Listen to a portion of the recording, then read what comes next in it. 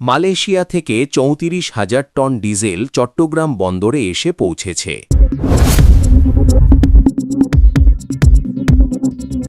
Malaysia থেকে আমদানি করা প্রায় ৩৪,০০০ টন ডিজেল নিয়ে একটি জাহাজ চট্টগ্রাম বন্দরের কাছে এসে পৌঁছেছে।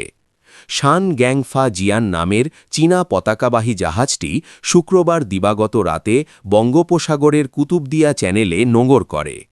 সংশ্লিষ্ট সূত্র জানায়, জাহাজটিতে ৩৪,০০০ টনের কিছু বেশি ডিজেল রয়েছে।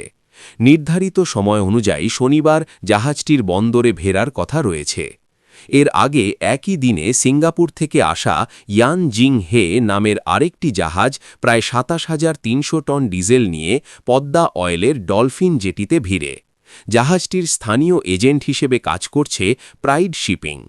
প্রাইড শিপিং লাইন্সের এক কর্মকর্তা জানান, নতুন আসা জাহাজটি ইতোমধ্যে কুতুবদিয়া এলাকায় পৌঁছেছে এবং দ্রুত খালাস কার্যক্রম শুরু করার প্রস্তুতি চলছে।